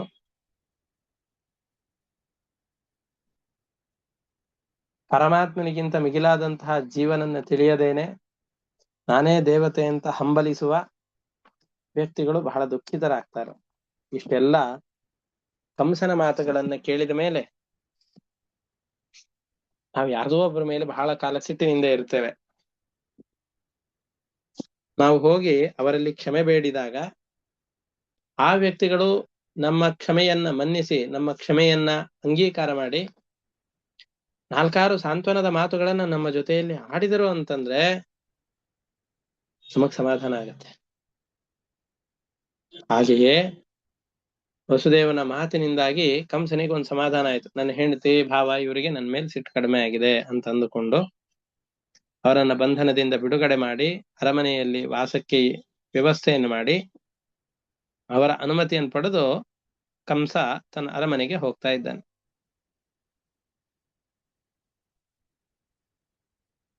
ಈ ತರದ ಮಾತನ್ನಾಡಿದಂತಹ ಕಂಸ ಅರಮನೆಗೆ ಹೋದ ಮೇಲೆ ಯಾವ ತರದ ಜೀವನವನ್ನು ನಡೆಸ್ಬೇಕಾಗಿತ್ತು ಸ್ವಲ್ಪ ಯೋಚನೆ ಮಾಡಿ. ಇಷ್ಟೆಲ್ಲ ಮಾತನ್ನು ಕೇಳಿದ ಮೇಲೆ ಅಯ್ಯೋ ಎಷ್ಟು ತಪ್ಪು ಮಾಡ್ಬಿಟ್ಟೆ ಅಂತಂದು ಹೇಳಿ ಹಿಂದಿನ ತನ್ನ ದುರ್ವರ್ತನೆಗಳೆಲ್ಲವನ್ನು ಕೂಡ ಪರಿಹಾರ ಮಾಡಿಕೊಂಡು ಅದಕ್ಕೆ ಪ್ರಾಯಶ್ಚಿತ್ತವನ್ನು ಮಾಡಿಕೊಂಡು ಇರೋ ಅಷ್ಟು ದಿವಸ ರಾಮಕೃಷ್ಣ ಅಂತ ಅನ್ಕೊಂಡಿರೋಣ, ಆದಷ್ಟು ಜನಕ್ಕೆ ಸಹಾಯ ಮಾಡ್ಕೊಂಡಿರೋಣ ಅಂತ ಅಂದುಕೊಂಡು ಇರ್ತಾನೆ ಅಂತ ಈ ಉಪದೇಶಗಳನ್ನ ಕೇಳಿದಂತಹ ನಮ್ಮಂತಹ ಸಾಮಾನ್ಯ ಜನರಿಗೆ ಅನ್ಸುತ್ತೆ. ಈ ತರದ ಪ್ರಾಯಶ್ಚಿತ್ತ ಬುದ್ಧಿ ಬಂತು ಅಂತಂದ್ರೆ ಮುಂದಾದ್ರೂ ಅವನು ಸರಿಯಾಗಿರ್ತಾನೆ ಅನ್ನುವ ಭಾವನೆ ನಮ್ಮಲ್ಲಿರತ್ತೆ. ಆದ್ರೆ ಒಂದು ಮಾತಿದೆ, ಹಾವಿನ ಹಲ್ಲಿನಲ್ಲಿರುವಂತಹ ವಿಷವನ್ನ ಆ ಕಾಲದಲ್ಲಿ ತೆಗೆದಾಗ ಹಾವಿನಲ್ಲಿ ವಿಷ ಇಲ್ಲ ಅಂತ ಮೇಲ್ನೋಟಕ್ಕೆ ಅನ್ನಿಸಿದ್ರು ಮತ್ತೆ ಆ ಹಾವಿನ ಜೊತೆಯಲ್ಲಿ ಸಖ್ಯವನ್ನು ಮಾಡ್ಲಿಕ್ಕೆ ಹೋಗ್ಬಾರ್ದು, ಮತ್ತೆ ವಿಷ ತುಂಬಿಕೊಂಡು ಬಿಡತ್ತೆ. ಯಾಕೆಂದ್ರೆ ಹಾವಿನ ಸಹಜ ಗುಣ ವಿಷವನ್ನ ಶೇಖರಣೆ ಮಾಡೋದು, ಅದನ್ನ ಇನ್ನೊಬ್ಬರ ಮೇಲೆ ಪ್ರಯೋಗ ಮಾಡೋದು. ತನಗೆ ಯಾರಿಂದ ಅಪಾಯ ಬಂದಿರುತ್ತೋ ಅವ್ರ ಮೇಲೆ ಪ್ರಯೋಗ ಮಾಡ್ತಾರೆ. ಅದಕ್ಕೆ ಸಂಸ್ಕೃತದಲ್ಲಿ ಒಂದು ಒಳ್ಳೆ ಶ್ಲೋಕ ಇದೆ, ಸರ್ಪ ದುರ್ಜನಯೋರ್ ಮಧ್ಯೆ ವರಂ ಸರ್ಪ ನ ದುರ್ಜನಃ ಸರ್ಪೋ ದಶತಿ ಕಾಲೇನ ದುರ್ಜನಸ್ತು ಪದೇ ಪದೇ. ಎಷ್ಟು ಒಳ್ಳೆ ಸುಭಾಷಿತ ನೋಡಿ. ಸರ್ಪ ಮತ್ತು ದುರ್ಜನ ಇವರಿಬ್ಬರಲ್ಲಿ ಯಾರಾದ್ರೂ ಒಬ್ಬರನ್ನ ನಮ್ ಜೊತೆಯಲ್ಲಿ ಇಟ್ಕೊಳ್ಬೇಕು ಅಂತಂದ್ರೆ ಸರ್ಪವನ್ನೇ ಇಟ್ಕೊಳ್ಳಿ ಅಂತ ಹೇಳ್ತಾರೆ. ಸರ್ಪೋ ವರಂ ಸರ್ಪ ನ ದುರ್ಜನ, ಸರ್ಪವೇ ಇದ್ದಿದ್ರಲ್ಲಿ ಆಗಬಹುದು, ದುರ್ಜನನಿಗೆ ಒಂದು ಕ್ಷಣವೂ ನಮ್ಮ ಜೊತೆಯಲ್ಲಿ ಇಟ್ಟುಕೊಳ್ಳುವಂತಹ ಯೋಗ್ಯತೆ ಇರೋದಿಲ್ಲ ಅವನನ್ನು. ಯಾಕೆ? ಸರ್ಪೋ ದಶತಿ ಕಾಲೇನ, ಸರ್ಪಗಳೆಲ್ಲ ಕಾಲೇನ ದಶತಿ, ತನಗೇನಾದ್ರೂ ಅದಕ್ಕೆ ಅಪಾಯ ಆಯಿತು ಅಂತಂದ್ರೆ ಆ ಅಪಾಯ ಬಂದಂತಹ ಸಂದರ್ಭದಲ್ಲಿ ಮಾತ್ರ ಕಚ್ಚತ್ತೆ ಸರ್ಪ. ಆದ್ರೆ ದುರ್ಜನ ಆತರ ಅಲ್ಲ. ದುರ್ಜನಸ್ತು ಪದೇ ಪದೇ, ಹೆಜ್ಜೆ ಹೆಜ್ಜೆಗೂ ದುರ್ಜನರ ಅಪಾಯವನ್ನು ಉಂಟು ಮಾಡ್ತಾನೆ ಇರ್ತಾರೆ. ಅದರಲ್ಲೂ ಗುಳ್ಳೆ ನರಿಗಳು ಅಂತ ಕರೀತಾರೆ. ತೋಳದ ಅಥವಾ ಕುರಿಯ ವೇಷವನ್ನು ಹೊದ್ದಂತಹ ತೋಳದ ಹಾಗೆ, ನರಿಯ ಹಾಗೆ ಕೆಟ್ಟ ಬುದ್ಧಿ. ನರಿಯ ವೇಷವನ್ನು ಧರಿಸಿ ನಮ್ಮ ಜೊತೆಯಲ್ಲಿ ತುಂಬಾ ಆತ್ಮೀಯರಂತೆ ನಟಿಸಿ ನಮ್ಮನ್ನ ಮೋಸ ಮಾಡ್ತಾರೆ. ನಾವು ಜೀವನದಲ್ಲಿ ಎಷ್ಟೋ ಸಂದರ್ಭಗಳನ್ನ ಗಮನಿಸಿದರೆ ನಮಗಾದಷ್ಟು ಅಪಾಯಗಳಿಗಿಂತ ನಮ್ಮ ಜೊತೆಯಲ್ಲಿಯೇ ಇದ್ದುಕೊಂಡು ಹಿತೈಷಿಗಳಂತೆ ಇದ್ದವರು ಯಾರಿರ್ತಾರೋ ಅವರಿಂದಲೇ ಬಹಳ ವ್ಯಥೆಯಾಗೋದು ನಮ್ಮ ಜೀವನದಲ್ಲಿ ಪ್ರತಿಯೊಂದು ಹಂತದಲ್ಲೂ ಕೂಡ ಅನುಭವಕ್ಕೆ ಬರುತ್ತೆ. ಅವರನ್ನು ಹಿತಶತ್ರುಗಳು ಅಂತ ಕರೀತಾರೆ. ಮೇಲ್ನೋಟಕ್ಕೆ ಹಿತವನ್ನು ಬಯಸುವರ ಹಾಗೆ ಕಾಣ್ತಾರೆ, ಆದ್ರೆ ವಸ್ತುತಃ ಶತ್ರುಗಳಾಗಿರ್ತಾರೆ. ನಮ್ಮ ಔನ್ನತ್ಯವನ್ನು ಸಹಿಸ್ಲಿಕ್ಕೆ ಆಗೋದಿಲ್ಲ. ಏನಾದ್ರೂ ಮಾಡಿ ಅವರನ್ನು ಎಳೆದು ಬಿಡಬೇಕು ಅಂತ ಮನಸ್ಸಿನಲ್ಲಿ ಯಾವಾಗ್ಲೂ ಹಾತೊರಿತಾ ಇರುತ್ತೆ. ಆದ್ರೆ ಮೇಲ್ನೋಟಕ್ಕೆ ಅದನ್ನು ಹೇಳುವ ಹಾಗಿಲ್ಲ. ಇವ್ರಿಗೆ ಏನಾದ್ರೂ ಸ್ವಲ್ಪ ಅನರ್ಥ ಆಯ್ತು, ಕೆಡಕಾಯ್ತು ಅಂತಂದ್ರೆ ಪಕ್ಕದಲ್ಲೇ ಇದ್ದು ಸಮಾಧಾನ ಮಾಡುವ ಹಾಗೆ ಮಾಡಿ ಒಳಗಡೆಯಲ್ಲಿ ಬಹಳ ಸಂತೋಷವಾಗಿರ್ತಾರೆ. ಹಾಲು ಕುಡಿದಾಗ ಆಗಿರತ್ತೆ. ಅಮೃತವನ್ನೇ ಕುಡಿದಂತಹ ಸಂತೋಷ ಇರತ್ತೆ. ಆ ಥರದ ಸ್ವಭಾವ ದುರ್ಜನರದ್ದು. ಕಂಸನದ್ದು ಅದೇ ಥರ. ಇವರ ಜೊತೆಯಲ್ಲಿ ಹಾಲಿನಂತಹ ಮಾತುಗಳನ್ನಾಡಿದಂತಹ ಕಂಸ ತನ್ನ ಮನಸ್ಸಿನಲ್ಲಿ ಹಾಲಾಹಲವನ್ನೇ ತುಂಬಿಕೊಂಡಿದ್ದಾನೆ. ತಸ್ಯಾಂ ರಾತ್ರ್ಯಾಂ ವ್ಯತೀತಾಯಾಂ ಕಂಸ ಆಹೂಯ ಮಂತ್ರಿಣಃ ತೇಭ್ಯಃ ಆಚಷ್ಟ ತತ್ಸರ್ವಂ ಯದುಕ್ತಂ ಯೋಗ ನಿದ್ರಯ. ರಾತ್ರಿ ಕಳೆಯೋದು ಬಹಳ ದುಸ್ತರ ಅಂತ ಅನಿಸ್ತು. ಯಾವಾಗ ಬೆಳಿಗ್ಗೆ ಆದೀತೋ, ನಮಗೆ ಕೆಲವೊಂದಿಷ್ಟು ಮುಖ್ಯವಾದ ಕಾರ್ಯಕ್ರಮಗಳೆಲ್ಲ ಇದ್ದಾಗ ರಾತ್ರಿ ಪೂರ್ತಿ ನಿದ್ರೆ ಬರೋದಿಲ್ಲ. ಬೆಳಿಗ್ಗೆ ಯಾವಾಗ ಆಗತ್ತೋ ಅಂತ ಕಾಯ್ತಾ ಇರ್ತೇವೆ. ಹಾಗೆ ರಾತ್ರಿ ಕಳೆದು ಬೆಳಕಾಗೋವರೆಗೂ ಕಂಸ ಕಾಯ್ತಾ ಇದ್ದು ಬೆಳಿಗ್ಗೆ ಆ ತತ್ಕ್ಷಣದಲ್ಲಿ ಮಂತ್ರಿಗಳೆಲ್ಲರನ್ನೂ ಕೂಡ ಕರೆದು, ದುರ್ಗಾದೇವಿ ಯಾವ್ಯಾವ ಮಾತುಗಳನ್ನ ಆಡಿದ್ಲು, ನೀನ್ ನನ್ನನ್ನು ಯಾಕೆ ಹಿಡಿದು ಹೊಡಿತಾ ಇದೆ, ನಾನ್ ಸ್ತ್ರೀ ಶಿಶು, ನಿನ್ನನ್ನು ಕೊಲ್ಲುವಂತಹ ಶಿಶು ಮತ್ತೊಂದು ಕಡೆಯಲ್ಲಿ ಹುಟ್ಟಿ ಬೆಳೀತಾ ಇದೆ ಅಂತ ಈ ವಿಷಯವನ್ನ ಹೇಳಿದ್ದಾಳೆ ಅಂತ ತನ್ನ ಮಂತ್ರಿಗಳ ಎಲ್ಲರ ಎದುರಿನಲ್ಲಿ ಕಂಸ ಹೇಳಿಕೊಳ್ತಾ ಇದ್ದಾನೆ. ಈ ಕಂಸನ ಮಾತುಗಳನ್ನು ಕೇಳಿ ಇವರೆಲ್ಲ ಕಂಸನಿಗೆ ಬಹಳ ನಿಷ್ಠರಾದವರು. ದುರ್ಜನರಲ್ಲಿ ಒಂದು ಬಹಳ ಇದೇ ಇರತ್ತೆ, ಏನು ಅಂತಂದ್ರೆ ಒಗ್ಗಟ್ಟು. ಎಲ್ರೂ ದುಷ್ಟರೇ, ಆದ್ರೆ ಪರಸ್ಪರ ಅವರಲ್ಲಿ ವೈರ ಇರಬಹುದು. ಆದ್ರೆ ಇವರಿಗೆ ದೇವತೆಗಳ ಎದುರುಗಡೆಯಲ್ಲಿ ಬಂದು ನಿಂತರು ಅಂದ್ರೆ ಎಲ್ರೂ ಒಗ್ಗಟ್ಟಾಗಿ ಬಿಡ್ತಾರೆ. ಇವರೆಲ್ಲ ದೇವತೆಗಳ ಶತ್ರುಗಳು, ದೈತ್ಯರು. ಯಾವಾಗ್ಲೂ ದೇವತೆಗಳ ಬಗ್ಗೆ ಕೆಡಕನ್ನೇ ಯೋಚನೆ ಮಾಡುವಂತಹ ವ್ಯಕ್ತಿಗಳು. ಡಿಪ್ಲೊಮೆಸಿ ಅಂತ ಕರೀತಾರೆ, ರಾಜತಾಂತ್ರಿಕತೆ. ಅದ್ರ ಬಗ್ಗೆ ಸರಿಯಾದ ಜ್ಞಾನ ಇಲ್ಲ ಇವರಿಗೆ.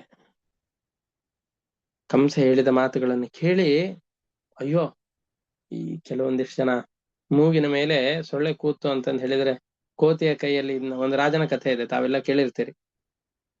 ರಾಜ ಮಂತ್ರಿ ಹೇಳ್ತಾರೆ, ಒಬ್ಬ ರಾಜ ಇರ್ತಾನೆ. ರಾಜ ಒಂದು ಬಹಳ ಟ್ರೇನ್ಡ್ ಆದಂತಹ ಕೋತಿ. ಅದು ತೋರಿಸಿ ಅದರ ಚಮತ್ಕಾರಗಳೆಲ್ಲವನ್ನು ನೋಡಿ, ಅದರ ರೀತಿ ವರ್ಚಸ್ಸು ಇದನ್ನೆಲ್ಲ ನೋಡಿ, ಇದು ಖಂಡಿತವಾಗಿ ನನ್ನ ಸೇವಕನಾಗಿ ಇರಬಹುದು, ಏಕಾಂತದಲ್ಲೂ ಕೂಡ ನನ್ನ ಜೊತೆಯಲ್ಲಿ ನನ್ನ ರಕ್ಷಣೆಗೆ ಇರಬಹುದು ಅಂತ ಅಂದುಕೊಂಡು ಅದಕ್ಕೊಂದು ಕತ್ತಿಯನ್ನು ಕೊಟ್ಟು ರಾಜ ತನ್ನ ಸೇವಕನನ್ನಾಗಿ ಅದನ್ನು ನಿಯೋಜನೆ ಮಾಡ್ತಾನೆ. ಮಂತ್ರಿಗಳು ಹೇಳ್ತಾರೆ ಬೇಡಪ್ಪ ಬೇಡಪ್ಪ ಅಂತ.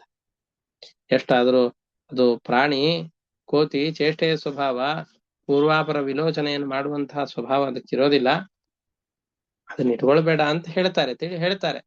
ಆದ್ರೆ ಕೆಲವೊಮ್ಮೆ ದೊಡ್ಡ ಸ್ಥಾನದಲ್ಲಿರುವಂತಹ ಅಧಿಕಾರಿಗಳಿಗೆ ತಾವೊಂದು ನಿರ್ಧಾರವನ್ನು ತಗೊಂಡ ಮೇಲೆ ಅದನ್ನ ಹಿಂಪಡೆಯೋದು ಅಂತಂದು ಹೇಳಿದ್ರೆ, ಯಾರೋ ಅವನನ್ನ ಕೊಂದೇ ಬಿಡ್ತಾನೇನೋ ಅಂತಂದು ಹೇಳಿದ್ರೆ ಎಷ್ಟಿರತ್ತಲ್ಲ ಆ ಥರದ ಈಗೋ ಹರ್ಟಾಗಿ ಹೋಗ್ಬಿಡುತ್ತೆ ಅವ್ರಿಗೆ. ತಾನು ಮಾಡಿದ ಪ್ರತಿಜ್ಞೆಯನ್ನು ತೆಗೆಯೋದು ಅಂತಂದು ಹೇಳಿದ್ರೆ ಅಷ್ಟು ಆತ್ಮ ಇದಕ್ಕೆ ಘಾತ ಆಗತ್ತದು. ಆತ್ಮನ ಔನ್ನತ್ಯಕ್ಕೆ ಘಾತವನ್ನು ಉಂಟು ಮಾಡ್ತಾ, ಇಲ್ಲ ನಾನು ಇಟ್ಕೊಳ್ತೇನೆ ಅಂತ ಹೇಳ್ತಾನೆ. ಆಯ್ತು ನಿನ್ ಹಣೆ ಬರ ಅನ್ಕೊಂಡು ಇರ್ತಾರೆ. ರಾಜನ ಮೇಲೆ ಒಂದು ಸೊಳ್ಳೆಯೂ ಕೊಡಬಾರ್ದು ಅಂತ ಹೇಳ್ತಾರೆ. ಕತ್ತಿಯನ್ನು ಹಿಡ್ಕೊಂಡು ಕೂತಿರ್ತಾರೆ. ರಾಜನ ಮೂಗಿನ ಮೇಲೆ ಅಥವಾ ಕುತ್ತಿಗೆ ಮೇಲೆ ಅಂತ ಅಂತಾರೆ, ಇರ್ಲಿ, ಆ ಮೂಗಿನ ಮೇಲೆ ಜೋರಾಗಿ ಕತ್ತಿಯನ್ನು ಬೀಸ್ಬಿಡತ್ತೆ. ಮೂಗಿನ ಸಮೇತವಾಗಿ ಆ ನೊಣವನ್ನು ಕೂಡ ಸಾಯಿಸ್ತು. ಅದಕ್ಕೆ ಹೇಳಿದ ಕೆಲಸವನ್ನು ಮಾಡ್ತೋ ಆದ್ರೆ ರಾಜನ ಮೂಗನ್ನೇ ಕತ್ತರಿಸಿ ಹಾಕ್ತು. ಈ ಕಂಸನ ಬಳಿಯಲ್ಲಿರುವಂತಹ ಮಂತ್ರಿಗಳೆಲ್ಲ ಇದ್ದಾರಲ್ಲ, ಅವ್ರು ಈ ಕೋತಿ ಥರ ಮುಂಗಾಲು ಪುಟಿಕೆ ಅಂತ ಕರೀತಾರೆ. ಏನಾದ್ರೂ ತತ್ಕ್ಷಣದಲ್ಲಿ ಪ್ರತಿಕ್ರಿಯೆಯನ್ನು ಕೊಟ್ಬಿಡ್ಬೇಕು. ನಮ್ಮ ಪ್ರತಿಕ್ರಿಯೆ ಅಪೇಕ್ಷೆ ಎದುರಿನವ್ರಿಗೆ ಇರತ್ತೋ ಇಲ್ಲೋ ಗೊತ್ತಿಲ್ಲ, ಆದ್ರೆ ನನ್ನ ಮಾತನ್ನ ಅವ್ರು ಕೇಳೋದಿಲ್ಲ ಅಂತ ಗೊತ್ತಿದೆ, ಆದ್ರೂ ನನ್ನ ಅಭಿಪ್ರಾಯವನ್ನ ಅಲ್ಲಿ ಮಂಡಿಸ್ಬೇಕು ಅನ್ನುವ ಅತ್ಯುತ್ಸಾಹ, ಅನಪೇಕ್ಷಿತವಾದ ಅತ್ಯುತ್ಸಾಹ. ಅದು ಯಾರಿಗೂ ಬೇಕಾಗಿಲ್ಲ, ಬೇಕಾಗದೆ ಇರುವಂತಹ ಅತ್ಯುತ್ಸಾಹವನ್ನು ತೋರಿಸ್ತಾ ಇರ್ತೇವಲ್ಲ, ಆ ತರ ಇವರೆಲ್ಲ ಬಹಳ ಉತ್ಸಾಹದಿಂದ ಕಂಸನನ್ನು ಕುರಿತು ಹೇಳ್ತಾ ಇದ್ದಾರೆ. ಕೋತಿಯ ತರ ಬುದ್ಧಿ ಇರುವ ಇವರೆಲ್ಲರೂ ಕೂಡ ರಾಜತಾಂತ್ರಿಕತೆಯನ್ನ ಅರಿಯದೇ ಇರುವಂತಹ ಮಂತ್ರಿಗಳೆಲ್ಲ ಹೇಳ್ತಾರೆ, ನೋಡು, ನಿನ್ನ ಮರಣವನ್ನ ಮಾಡುವಂತಹ, ನಿನ್ನ ಮರಣಕ್ಕೆ ಕಾರಣವಾದಂತಹ ಶಿಶು ಎಲ್ಲೋ ಬೆಳೀತಾ ಇದೆ ಅಂತಂದ್ರೆ ನಾವು ಸುಮ್ಮನೆ ಇರ್ಬೇಕೇನು? ನಾವು ಈ ಪಟ್ಟಣ ಗ್ರಾಮ ಎಲ್ಲೆಲ್ಲಿ ಹಸುಳೆಗಳು ಹುಟ್ಟಿವೆಯೋ ಆ ಎಲ್ಲ ಶಿಶುಗಳನ್ನು ಕೂಡ, ಈಗ 10 ದಿನಗಳ ಕೆಳಗಿನ ಯಾವ್ಯಾವ ಶಿಶುಗಳಿವೆಯೋ, ಈಗ ತಾನೇ ಹುಟ್ಟಿ ಬೆಳೀತಾ ಇದೆ ಅಂತ ದುರ್ಗಾದೇವಿ ಹೇಳಿದ್ದಾಳೆ ಅಂದ್ರೆ ಈಗ ಒಂದು 10 ದಿವಸದಲ್ಲಿ ಹುಟ್ಟಿರಬೇಕು, ಮೈಲಿಗೆಯೂ ಕಳೆದಿರ್ಲಿಕ್ಕಿಲ್ಲ. ಆ ಎಲ್ಲ ಎಳೆ ಮಕ್ಕಳನ್ನ ಹಿಂದೆ ಹುಡುಕಿ ಕೊಲ್ಲಿಕ್ಕೆ ಅಂತ ಹೋಗ್ತೇವೆ ಅಂತ ಹೇಳ್ತಾ ಇದ್ದಾರೆ. ಏವಂ ಚೇತ್ ತರ್ಹಿ ಭೋಜೇಂದ್ರ ಪುರ ಗ್ರಾಮ ವ್ರಜಾದಿಷು ಅನಿರ್ದಶಾನ್ ನಿರ್ದಶಾಶ್ಚ ಅನಿಶ್ಯಾಮಃ ಅದ್ಯ ಬಾಲಕಾನ್. 10 ದಿವಸಗಳಕ್ಕಿಂತ ಒಳಗಡೆದ್ದು ಮೇಲಿಂದು ಚಿಕ್ಕ ಮಕ್ಕಳು ಅಂತ ಯಾರಿದ್ದಾರೋ ಎಲ್ಲರನ್ನ ಕೊಲ್ತಾ ಬರ್ತೇವೆ ಅಂತ ಹೇಳ್ತಾ ಇದ್ದಾರೆ. ಇದು ನಾವು ನಿಮ್ಮನ್ನು ಶಿಲಾಯುಗಕ್ಕೆ ಕರೆದುಕೊಂಡು ಹೋಗ್ತೇವೆ ಅಂತ ಈಗಿನ ಅಮೆರಿಕದ ಅಧ್ಯಕ್ಷ ಹೇಳುವ ಹಾಗೆ ಇಡೀ ಒಂದು ಯುವ ಸಮಾಜವನ್ನೇ ನಾಶ ಮಾಡುವಂತಹ ದುಸ್ಸಾಹಸಕ್ಕೆ ಅಂತ ಇವರೆಲ್ಲ ತಯಾರಾಗ್ತಾ ಇದ್ದಾರೆ. ಅಲ್ಲ, ದೇವತೆಗಳು ಇರ್ತಾರೆ, ಹುಟ್ಟಿರ್ತಾರೆ, ಅವರೆಲ್ಲ ಬಂದು ನಾವು ಪ್ರತಿರೋಧ ಮಾಡಬಹುದು ಅಂತ ಅನ್ನಿಸಿತು. ಅದು ಏನು ಯೋಚನೆ ಮಾಡೋದಿಲ್ಲ. ದೇವತೆಗಳು ಯುದ್ಧ ಅಂತಂದ್ರೆ ಹೆದರ್ಕೊಂಡು ಓಡ್ ಹೋಗ್ಬಿಡ್ತಾರೆ. ಅದರಲ್ಲೂ ಕಂಸ, ನೀನು ಬ್ರಹ್ಮದೇವರು ಇವರೆಲ್ಲರ ವರದಿಂದಾಗಿ, ರುದ್ರದೇವರ ವರದಿಂದ ಅವಧ್ಯನಾದವನು, ನೀನೇನಾದ್ರೂ ಹೆದೆಯೇರಿಸಿ ಬಿಲ್ಲನ್ನು ಹಿಡಿದುಕೊಂಡು ನಿಂತಿ ಅಂತಂದ್ರೆ ನಿನ್ನ ಎದುರಿನಲ್ಲಿ ಯುದ್ಧ ಮಾಡುವಂತಹ ಸಾಮರ್ಥ್ಯ ಯಾವನಿಗಿದೆ ಹೇಳು? ಹಾಗಾಗಿ ಆ ದೇವತೆಗಳ ಜೊತೆಯಲ್ಲಿ ಯುದ್ಧವನ್ನು ಮಾಡಿದ್ರು ಯಾರಿಂದಲೂ ನಮಗೆ ಅಪಾಯ ಇಲ್ಲ. ಈ ನೀನೇನಾದ್ರೂ ಬಾಣವನ್ನು ಪ್ರಯೋಗ ಮಾಡಿದೆ ಅಂತಂದ್ರೆ ಭಿಕ್ಷುಕರೆಲ್ಲ ಹರಿದ ಬಟ್ಟೆಗಳನ್ನ ಹಾಕಿಕೊಂಡು ಭಿಕ್ಷೆಯನ್ನು ಬೇಡ್ಲಿಕ್ಕೆ ಹೋಗ್ತಾರಲ್ಲ, ಆ ರೀತಿಯಾಗಿ ಚಿಂದಿಯಾದ ಬಟ್ಟೆಗಳಂತೆ ಶತ್ರುಗಳ ದೇಹ ಎಲ್ಲ ಛಿದ್ರವಾಗಿ ಹೋಗತ್ತೆ. ಈ ಕಡೆ ನಿಂತು ನೋಡಿದ್ರೆ ಆ ಕಡೆಯಲ್ಲಿ ಏನಿದೆ ಅಂತ ಕಾಣಿಸ್ಬೇಕು, ಆ ತರ ಆಗತ್ತೆ. ದೇವತೆಗಳೆಲ್ಲ ಆಯುಧಗಳನ್ನು ಕೆಳಗಡೆ ಇಟ್ಟು ನಾವು ಹೋದ್ವಿ ಅಂದ್ರೆ ಕೈ ಮುಗಿದುಕೊಂಡು ನಿಲ್ತಾರೆ. ಕೆಲವೊಂದಿಷ್ಟು ಜನಕ್ಕೆ ಟೊಂಕಕ್ಕೆ ಕಟ್ಟಿದಂತಹ ಬಟ್ಟೆಗಳೆಲ್ಲ ಹೆದರಿಕೆಯಿಂದ ಸಡಿಲರವಾಗಿ ನಿರ್ವಸ್ತ್ರರಾಗಿ ಬಿಡ್ತಾರೆ. ನಮಗೆ ಭಯ ಆಗತ್ತೆ ಅಂತ ನಮ್ಮ ಎದುರುಗಡೆಯಲ್ಲಿ ಅಂಗಲಾಚುತ್ತಾರೆ.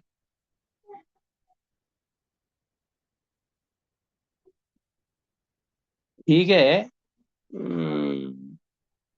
ಯಾಕೆ ಈ ತರ ಮಾಡ್ತಾರೆ ಅಂತ ಹೇಳಿದ್ರೆ, ಆಯುಧಗಳೆಲ್ಲವನ್ನು ಕೂಡ ಕೈ ಚೆಲ್ಲಿದರೆ ನೀನ್ ಮಹಾರಥಿ, ನೀನು ಯುದ್ಧದ ಸಂದರ್ಭದಲ್ಲಿ ಯಾರಾದರೂ ರಥದಿಂದ ಕೆಳಗಿಳಿದ್ರೆ ಅಥವಾ ಶಸ್ತ್ರಾಸ್ತ್ರಗಳನ್ನ ಮರೆತು ಬಿಟ್ರೆ, ರಥಗಳನ್ನ ಕಳೆದುಕೊಂಡು ಬಿಟ್ರೆ, ಅಸ್ತ್ರಗಳನ್ನ ತ್ಯಾಗ ಮಾಡಿಬಿಟ್ರೆ ಯುದ್ಧವನ್ನ ಅಲ್ಲಿಗೆ ನಿಲ್ಲಿಸ್ಬಿಡ್ತಿ. ಯುದ್ಧ ಮಾಡ್ಬೇಕಾದ್ರೆ ಅಕ್ಕಪಕ್ಕದಲ್ಲಿ ನೋಡ್ತಾ ನಿಂತಿದ್ದಾರೆ, ಅವನ ಜೊತೆಯಲ್ಲಿ ಸರಿಯಾಗಿ ಯುದ್ಧ ಮಾಡ್ತಾ ಇಲ್ಲ ಅಂತಂದ್ರೆ ಅವಾಗ ಹೊಡೆಯೋದಿಲ್ಲ ನೀನು, ಮಹಾವೀರ ನೀನು. ಇಂತಹ ಸಂದರ್ಭದಲ್ಲಿ ದೇವತೆಗಳೆಲ್ಲ ನಿನ್ನ ಎದುರಿನಲ್ಲಿ ಬದುಕಲಿಕ್ಕೋಸ್ಕರ ಅಂತ ರಥವನ್ನು ತ್ಯಾಗ ಮಾಡ್ತಾರೆ, ಅಸ್ತ್ರಗಳನ್ನು ತ್ಯಾಗ ಮಾಡ್ತಾರೆ, ತಮ್ಮ ಜೀವನವನ್ನ ರಕ್ಷಣೆ ಮಾಡ್ಕೊಳಿಕ್ ಬೇಕಾದಷ್ಟು ಪ್ರಯತ್ನ ಮಾಡ್ತಾರೆ. ಅವ್ರು ಏನು ಅಂತಂದ್ರೆ ಯಾವಾಗ ಯುದ್ಧ ಆಗೋದು, ಉತ್ತರ ಕುಮಾರನ ಪೌರುಷ ಅಂತ ಕರಿತೀವಲ್ಲ, ಯಾವಾಗ ಯುದ್ಧದ ಸಂದರ್ಭ ಇರತ್ತೋ ಆವಾಗ ಎಲ್ಲಿ ಅಂತ ಹುಡುಕಿದ್ರೂ ಸಿಗೋದಿಲ್ಲ. ಯುದ್ಧ ಮುಗಿದಾದ್ಮೇಲೆ ನಮ್ಮಂತಹ ಪೌರುಷ ಉಳ್ಳವರು, ಶೂರರು, ವೀರರು ಯಾರಿದ್ದಾರೆ, ಯಾರು ನಮಗೆ ಸಮಾನರಾದವರು ಇಲ್ಲ ಅಂತ ಕೊಚ್ಚಿಕೊಳ್ತಾ ಇರ್ತಾರೆ. ಹಾಗಾಗಿ ಈ ದೇವತೆಗಳು ನಮ್ಮ ಎದುರಿನಲ್ಲಿ ನಿಂತು ನಮಗೆ ಅಡ್ಡ ತಡ್ಡಿರ್ಲಿಕ್ಕೆ ಸಾಧ್ಯವೇ ಇಲ್ಲ. ಇನ್ನ ವಿಷ್ಣು ರುದ್ರದೇವರು ಇವರಿಂದ ಅಪಾಯ ಇದೆ. ಅವ್ರಂದ್ರೂ ಹೊರಗಡೆನೆ ಬರೋದಿಲ್ಲ. ಪರಮಾತ್ಮ ಅಂತೂ ಹಿರಣ್ಯಕಶಿಪುವೆ ಮೊದಲಾದವರು ಹುಡುಕ್ಲಿಕ್ಕೆ ಹೋದಾಗ ಅವಿತುಕೊಂಡು ಎಲ್ಲೋ ಕೂತಿದ್ದ ಅವನು. ರುದ್ರದೇವರಾದರೂ ಕೈಲಾಸದ ಕಾಡುಗಳಲ್ಲಿ ಸ್ಮಶಾನದಲ್ಲಿ ವಾಸ ಮಾಡ್ತಾ ಇರ್ತಾನೆ. ಅವನು ಬಂದು ನಮಗೇನ್ ಮಾಡ್ತಾನೆ? ಹಾಗಾಗಿ ನಾವ್ ಯಾರು ಯೋಚನೆ ಮಾಡ್ಬೇಕಾಗಿಲ್ಲ, ಹೋಗೋಣ ಅಂತ. ನೋಡಿ ಈ ದುಷ್ಟರು ಹೇಗಿರ್ತಾರೆ ಅಂತಂದ್ರೆ, ಮಹಾಶಿವಭಕ್ತರು ಇವರೆಲ್ಲ, ಮಹಾಶಿವಭಕ್ತರು. ಎಲ್ಲಿವರೆಗೂ ಗೊತ್ತಾ? ಅವನಿಂದ ವರವನ್ನು ಪಡೆಯುವವರೆಗೂ ಅಷ್ಟೇ. ಅವರ ಮೇಲೆ ವರ ಬಂತು, ಅವರಿಂದ ವರ ಸಿಕ್ತು ಅಂತಂದ್ರೆ ಅವ್ರ ಮೇಲೆ ತಿರುಗಿ ಬಿಡುತ್ತಾರೆ. ಈಗ ಗುರುವಿನಿಂದ ಶಿಕ್ಷಣವನ್ನು ಪಡೆದಂತಹ ಶಿಷ್ಯ ಗುರುವಿಗೆ ತಿರುಮಂತ್ರವನ್ನು ಹಾಕಿದರೆ ಹೇಗಿರತ್ತಲ್ಲ, ಇವ್ರು ಆ ಥರದ್ದು ದೇವತೆ ಅಂತ ರುದ್ರದೇವರನ್ನು ಇಷ್ಟು ಆರಾಧನೆ ಮಾಡ್ತಾ ಇದ್ದಂಥ ಇವರೆಲ್ಲ ಅವರಿಂದ ವರಗಳೆಲ್ಲವನ್ನು ಪಡೆದು ಮತ್ತ ಅವನ ಮೇಲೆ ತಿರುಗಿ ಬೀಳುತ್ತಾರೆ. ಭಸ್ಮಾಸುರ ರುದ್ರದೇವರಿಂದ ವರವನ್ನು ಪಡೆದು ಯಾರ ತಲೆ ಮೇಲೆ ಕೈ ಇಡ್ತೇನೋ ಅವ್ರು ಸುಟ್ಟು ಬೂದಿ ಆಗ್ಬೇಕು ಅಂತ ಅನ್ಕೊಂಡು ಇದನ್ನ ಟೆಸ್ಟ್ ಮಾಡ್ತೇನೆ ತಾಳು ಅಂತ ರುದ್ರದೇವರ ತಲೆ ಮೇಲೆ ಕೈ ಇಡ್ಲಿಕ್ಕೆ ಹೋಗಿದ್ದ. ಹಾಗೆ ಹೀಗಾಗಿ ಇವರು ರುದ್ರದೇವರಾಗ್ಲಿ ವಿಷ್ಣು ಆಗ್ಲಿ ಇವ್ರು ಯಾರು ನಾವು ಯುದ್ಧಕ್ಕೆ ನಿಂತ್ವಿ ಅಂತ ಹೇಳಿದ್ರೆ ನಮಗೆ ಯಾರು ತಡೆಯನ್ನು ಉಂಟು ಮಾಡೋದಿಲ್ಲ. ಇನ್ನ ಇಂದ್ರ ನಮ್ ಎದುರನೇ ಗಡೆಯಲ್ಲಿ ಬೇಕಾದಷ್ಟು ಸಾರ್ತಿ ಸೋತ್ ಹೋಗಿದ್ದಾನೆ. ಅವನಂತರೂ ನಮಗೆ ಒಂದ್ ದೊಡ್ಡ ಲೆಕ್ಕವೇ ಇಲ್ಲ. ಬ್ರಹ್ಮದೇವರು ಯುದ್ಧಕ್ಕೆ ಬರೋದಿಲ್ಲ, ಯಾವಾಗ್ಲೂ ತಪಸ್ ಮಾಡ್ತಾ ಕೂತಿರ್ತಾರೆ. ಹಾಗಾಗಿ ಈ ದುರ್ಬಲರಾದ ಶತ್ರುಗಳ ಅವಶೇಷವೂ ಭೂಮಿಯಲ್ಲಿ ಇರಬಾರದು. ಅವರ ಬೇರೆ ಸಮೇತ ಕಿತ್ತು ಹಾಕ್ಬೇಕು. ನಮಗೊಂದು ಪರ್ಮಿಷನ್ ಕೊಡು, ಅವರನ್ನ ನಿರ್ನಾಮ ಮಾಡಿಬಿಡೋಣ ಅಂತ ಅವರೆಲ್ಲರೂ ಕೂಡ ಕೇಳ್ತಾ ಇದ್ದಾರೆ. ದೇಹದಲ್ಲಿ ರೋಗ ಬಂತು ಅಂತಾದಾಗ ಆ ರೋಗ ತುಂಬಾ ಚಿಕ್ಕದಿದ್ದಾಗಲೇ ಅದು ಉಲ್ಬಣವಾಗೋದಕ್ಕಿಂತ ಮುಂಚೆನೆ ಅದಕ್ಕೆ ಒಳ್ಳೆ ಔಷಧವನ್ನ ಮಾಡಿ ರೋಗವನ್ನು ಪರಿಹಾರ ಮಾಡ್ಕೊಳ್ಬೇಕು. ಇಲ್ಲ ಬೆಳೆದು ಬಿಡ್ತು ಅಂತಂದ್ರೆ ಅರ್ಬುದ ರೋಗ, ಕ್ಯಾನ್ಸರ್ ಅಂತಿದೆ ಅಲ್ಲ, ಫಸ್ಟ್ ಸ್ಟೇಜ್ ಅಲ್ಲೇ ಅದಕ್ಕೆ ಏನಾದ್ರು ಚಿಕಿತ್ಸೆಯನ್ನು ಕೊಟ್ರೆ ಬದುಕ್ತಾರೆ. 3rd 4th ಸ್ಟೇಜಿಗೆ ಹೋಗ್ಬಿಡ್ತು ಅಂದ್ರೆ ಬದುಕಲಿಕ್ಕೆ ಆಗೋದಿಲ್ಲ, ಸತ್ತೇ ಹೋಗ್ಬಿಡ್ತಾರೆ. ಅದರಂತೆ ರೋಗಗಳು, ಶತ್ರುಗಳು, ಆಮೇಲೆ ವನ್ಯಶೇಷ, ಋಣಶೇಷ, ಸಾಲ ಇವು ಯಾವುದನ್ನು ಸ್ವಲ್ಪವೂ ಉಳಿಸ್ಕೊಳ್ಳಿಕ್ ಹೋಗ್ಬಾರ್ದು. ಹಾಗಾಗಿ ಶತ್ರುಗಳನ್ನ ಅಲಕ್ಷ್ಯ ಮಾಡಿ ಹಾಗೆ ಬಿಟ್ಬಿಟ್ವಿ ಅಂತಂದ್ರೆ ಅವ್ನು ದೊಡ್ಡವನಾಗಿ ಬೆಳೆದು ಬಿಡ್ತಾನೆ. ಅವನ ಜೊತೆಯಲ್ಲಿ ಯುದ್ಧ ಮಾಡ್ಲಿಕ್ಕೆ ಆಮೇಲೆ ಆಗೋದಿಲ್ಲ, ಈಗಲೇ ಅವಕಾಶ ಕೊಡು ಅಂತ ಅವರೆಲ್ಲ ಪ್ರಾರ್ಥನೆ ಮಾಡ್ತಾ ಇದ್ದಾರೆ. ಹೀಗೆ ಅವ್ರ ಅನೇಕ ಮಾತುಗಳನ್ನ ಕಂಸನ ಜೊತೆಯಲ್ಲಿ ಇನ್ನೂ ಹೇಳಲಿಕ್ಕಿದ್ದಾರೆ. ಆ ಕಂಸನ ಮಂತ್ರಿಗಳೆಲ್ಲ ಆ ಮಾತುಗಳೇನು, ಕಂಸನ ಅದಕ್ಕೆ ಪ್ರತಿಕ್ರಿಯೆ ಏನು, ಇದೆಲ್ಲವನ್ನು ಕೂಡ ಮುಂದಿನ ಪಾಠದಲ್ಲಿ ನೋಡೋಣ ಅಂತ ಹೇಳ್ತಾ ಇವತ್ತಿನ ಈ ಪರ್ವಕಾಲದ ಈ ಚೈತ್ರ ಮಾಸದಲ್ಲಿ ಬರುವಂತಹ ಶುದ್ಧವಾದ ಏಕಾದಶಿಯ ದಿವಸ ಯಥಾಶಕ್ತಿಯಾಗಿ ಪರಮಾತ್ಮನ ಗುಣಗಾನವನ್ನ, ಭಾಗವತದ ಶ್ಲೋಕಗಳನ್ನ ಕೇಳಿ ಅದರ ಕಥೆಗಳನ್ನ ನೋಡಿದ್ದೇವೆ. ಇದರಿಂದ ಬಂದಂತಹ ಎಲ್ಲ ಪುಣ್ಯವನ್ನು ಕೂಡ ಪರಮಾತ್ಮನಿಗೆ ಅರ್ಪಣೆ ಮಾಡೋಣ. ಹರಯೇ ನಮಃ. ಶ್ರೀಕೃಷ್ಣ ಅರ್ಪಣಮಸ್ತು. ಅನೇನ ಭಾವಿ ಯತ್ ಪುಣ್ಯಂ ತೇನ ಪ್ರೀಣಾತು ಕೇಶವ. ಹರಯೇ ನಮಃ. ಶ್ರೀಕೃಷ್ಣ ಅರ್ಪಣಮಸ್ತು. ಎಲ್ಲರಿಗೂ ನಮಸ್ತೆ. ಹರೇ